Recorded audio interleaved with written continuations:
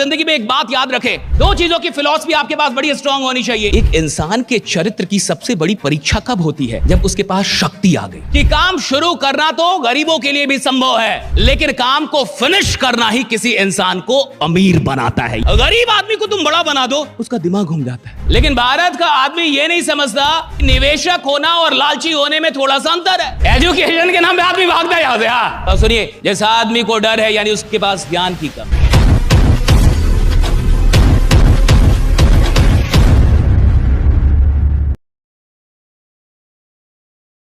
पहले के टाइम में राजतंत्र था। राजतंत्र क्यों था? क्योंकि राजा का बेटा जब राजा बनता था तो राजा के बेटा ने जिंदगी भर पैसे देखे। पैदाइशी राजा है, पैदाइशी पैसा देख रहा है। गरीब आदमी को तुम बड़ा बना दो, उसका दिमाग घूम जाता है। आज तक पैसा देखा नहीं, अचानक से पैसा आने लगा। तो आप देखिए, छापे पड़ते हैं तो निकलता है 3000 करोड़, किसी के घर में निकलता है 1600 करोड़। तू खा रहा है उसको, कर क्या रहा है उसका, लेकिन वो दे नहीं पाएगा, टैक्स बचाएगा, चोरी कर रहा है। क्यों? गरीब रहा हो। अंग्रेज बहुत चालाक थे, अंग्रेज बड़े चालाक थे, बुद्धिमान थे थोड़े। जो ये IAS IPS होता है ना, सिविल सर्विसेज, राइट? आपको पता है अंग्रेजों के वक्त में इसका एग्जाम कहां पे होता था? लंदन में। आपको बनना कहां पे? सिविल सर्वेंट इंडिया में। एग्जाम देने किधर जाना पड़ेगा? लंदन। और कितने दिन का होता है? 30 दिन का रखते थे, गैप करके 30 डेज। अब 30 दिन तक लंदन में कौन रहेगा? जो बड़े बाप का औलाद होगा। लंदन जाएगा कौन? भाई लंदन आप कैसे चले जाएंगे अगर आप गरीब हैं तो? लंदन जाके एग्जाम कौन देगा? जो अमीर घर का होगा। बहुत चालाक थे। उनका मानना था कि अमीर घर का आदमी को बनाओ IAS IPS, ताकि ये भ्रष्ट नहीं होगा पैसों के, क्योंकि वो तो पैसा जिंदगी भर देखा है। जिसके पास पैसा है उसके लिए क्यों? भैया आप चोरी किस चीज की करते हैं? जो आपके पास कम हो, जो आपके पास ना हो, जो आपके घर में हो उसकी चोरी। आप किसी घर में गए जी और आप चोरी करने गए, और वही चीज है जो आपके घर में प्रचुर मात्रा में पड़ी है, आप भाग जाएंगे उस घर से, घर बदल लेंगे। ये फालतू का टाइम वेस्ट है, राइट? ना, इस घर में कुछ है ही नहीं। हाँ, जो मेरे घर में पड़ा वही से इस घर में पड़ा हुआ है, काहे का इधर टाइम देने का? आप उन चीजों के लिए चोर बनते हैं, उन चीजों के लिए आप लालची होते हैं, उन चीजों के लिए आप जो उसके पास कम है या उसको लग रहा है अभी भी कम है। अंग्रेज बड़े चालाक थे, वो चाहते थे अमीर लोग ही बने, IAS IPS ये सारे जो, और गरीब ना बने। क्यों? गरीब आदमी बनेगा, पावर आ गया, पैसा आ गया तो भ्रष्ट होना इसकी संभावना बढ़ जाती है, इसकी संभावना बढ़ जाती है। वो कहते हैं ना कि आदमी तभी तक कई बार ईमानदार होता है जब तक कि पकड़ा ना गया हो या उसको मौका ना मिला। एक इंसान के चरित्र की सबसे बड़ी परीक्षा कब होती है? जब उसके पास शक्ति आ गई। अब पता चलेगा ना कि वो आदमी कितना लायक और कितना नालायक है। अभी कमजोर आदमी क्या करेगा? कमजोर आदमी पीड़ित होगा, वो किसी का शोषण नहीं कर सकता। मजबूत लोग शोषण भी करते हैं, उसके लिए भी शक्ति चाहिए। आप और जितने भी लोग यहां पे बैठे, एक बात समझिए मेरी बात, हम जो भी काम कर रहे हैं वहां प्रैक्टिस आप तब कर पाएंगे जब आपका मन लगेगा। अगर आपका उस काम में मन नहीं लग रहा तो आपको उस काम में आगे कोई लेके नहीं जा सकता। सिस्टम आपको कुछ पैसा जरूर कमवा सकती है, लेकिन अगर सिर्फ सिस्टम के चलते कोई 100 करोड़ का मालिक हो जाता फिर तो बात ही कुछ और होती। उत्तर प्रदेश तैयार हो जाइए। अगर आप रियल एस्टेट इंडस्ट्री में काम कर रहे हैं तो आपके लिए गुड न्यूज है। 14 नवंबर को होने वाला है उत्तर प्रदेश का सबसे बड़ा रियल एस्टेट लर्निंग इवेंट, और ये होने वाला है लखनऊ के अंदर। सिर्फ मैं नहीं आ रहा, मेरे साथ आ रहे हैं इस देश के टॉप मोटिवेशनल स्पीकर और 200 से ज्यादा रियल एस्टेट कंपनी को ट्रेनिंग देने वाले मिस्टर हर्षवर्धन जैन जी। कभी ना कभी आपने हम दोनों की वीडियोस देखी होगी, और आपको मौका मिलने वाला है हमारे साथ फुल डे वर्कशॉप का, यानी 7 घंटे का ये पूरा कंटेंट होने वाला है। 7 घंटे की नॉलेज, हम दोनों के पास जो कुछ भी है वो सब कुछ हम लोग उस एक दिन यानी 14 नवंबर को आपको देने वाले हैं। अगर आप रियल एस्टेट में अपने इनकम को लेके, अपने करियर को लेके और अपनी सफलता को लेके सच में सीरियस है तो 14 नवंबर का ये इवेंट मिस मत कीजिए। मैं आपको विश्वास दिलाता हूं कि 14 नवंबर के इस इवेंट के बाद आपकी जिंदगी बदलने वाली है। आप जहां भी रियल एस्टेट में जिस लेवल पे भी है वहां से कई ज्यादा आप आगे जाने वाले हैं। तो आ जाइए इस रियल एस्टेट इवेंट में जिसका नाम है रियल एस्टेट डोमिनेटर। अगर आप मार्केट को डोमिनेट करना चाहते हैं अपनी इनकम को 5x से 10x तक लेके जाना चाहते हैं तो ये इवेंट सिर्फ और सिर्फ आपके लिए। मिस मत कीजिएगा मेरे हम दोनों से 14 नवंबर को लखनऊ के अंदर। तब तक अपना ख्याल रखिए, बने रहिए, जमे रहिए, क्योंकि आपका जीतना सुनिश्चित है। Thank you so much. किसी काम को शुरू करने से कोई चैंपियन नहीं बनता, किसी काम को कैसे फिनिश करना है इससे कोई आदमी चैंपियन बनता है। कि फिनिश करना आता है कि नहीं, उसको फिनिश करना आता है कि नहीं। अगर आप एक फिनिशर नहीं है तो आपकी कीमत बहुत कम लगेगी।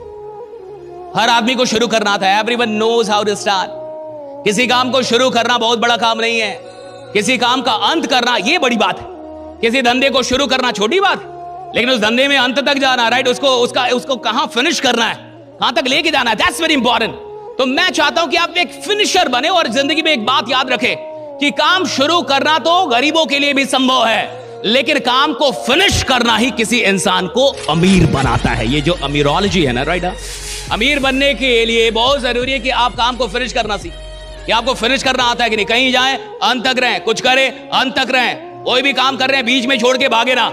ज्यादातर लोगों को बीच में छोड़ के भागने की आदत होती है, और बीच में छोड़ के भागने वाले लोग कभी भी अपने जीवन में बड़ी ऊंचाइयों को उपलब्ध नहीं होते हैं।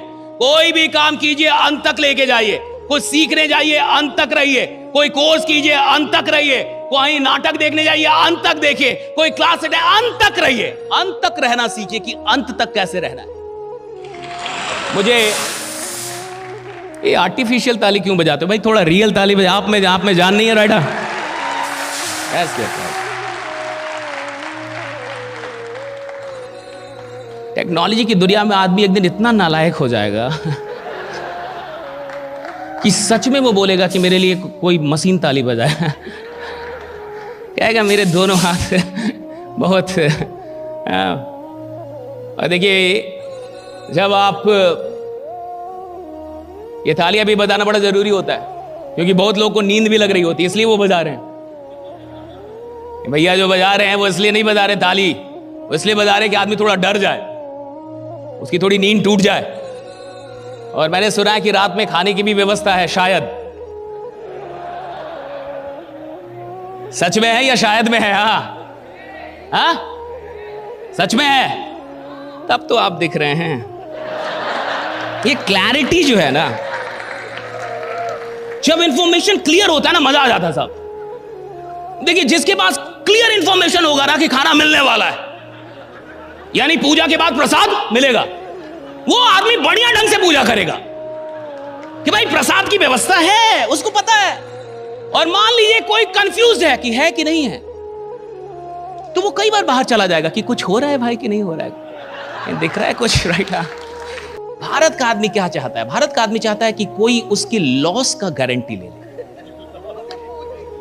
मतलब ये नहीं चाहता कि प्रॉफिट हो। नहीं सर, भारत का आदमी इतना भी लालची नहीं है। गलत इल्जाम ना लगाया जाए। पूरी दुनिया की नजर किस पे? भारत पे। ऐसे सारे सिस्टम की नजर कहां पे है? भारत पे। सब लोग चाहते हैं भारत में आओ, भारत का बाजार सबसे बड़ा है, भारत के लोग कह रहे भाई नोटबंदी के बाद भी बहुत नोट है, यहां बहुत नोट पड़ा हुआ है। भारत में कोई गरीब नहीं है साहब। और अगर आपको गरीब दिख रहा है तो आप ये मत समझिए कि वो गरीब है, आपकी आंखों में भी कुछ खराबी हो सकती है। वो गरीब मत मानिए उसको। जो साधारण आदमी बैठा हुआ है और आपको लगता है बहुत साधारण होगा, औकात पे आएगा तो आपकी औकात लगा सकता है। रखा है उसने भी बहुत सारा। तो भारत का आदमी प्रॉफिट भी नहीं चाहता। मेरे को ऐसा लगता है उसको प्रॉफिट से भी मतलब नहीं है साहब। नहीं, उसको मतलब है कि मेरे को लॉस नहीं होगा, इसकी गारंटी क्या आप लेने के लिए तैयार हैं? लेकिन भारत का आदमी यह नहीं समझता कि निवेशक होना और लालची होने में थोड़ा सा अंतर है।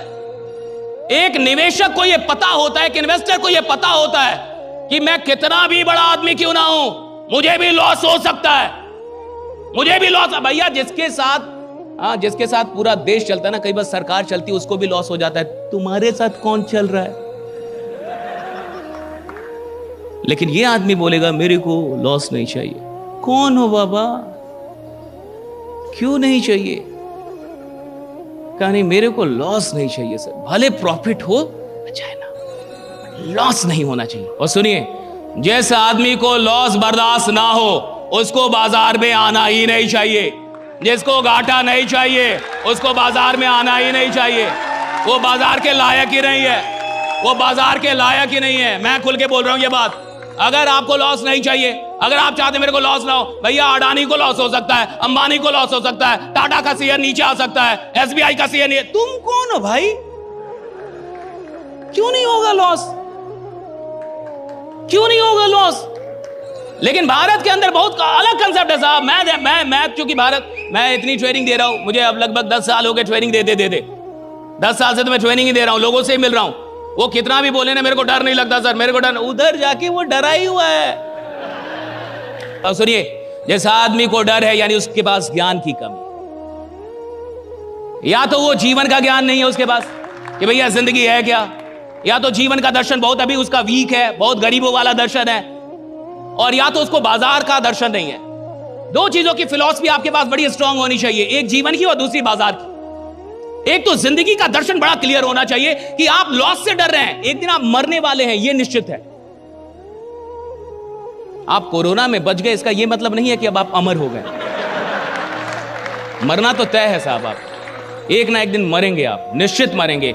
भले आपको लॉस हो ना हो, लेकिन मरेंगे जरूर आप। भले आप कितना भी प्रॉफिट कमा ले, लेकिन मरेंगे आप। देखिए, जीवन का दर्शन पहले क्लियर होना चाहिए कि इस जीवन का एक दर्शन क्लियर हो कि मुझे मरना है साहब। आप मरेंगे, डेफिनेटली मरेंगे, कि मेरे को मरना ही मरना है। आप कोई भी हो, आप मरेंगे, आप जो भी हो, आप मरेंगे।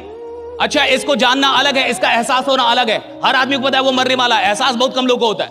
और जिस आदमी को एहसास होगा कि मैं मरने वाला हूं, और जब इस जिंदगी में जिंदगी ही नहीं रहेगी, तो मुझे किसी लॉस से क्या घंटा फर्क पड़ता है जब जीवन ही एक दिन नहीं रहने वाला।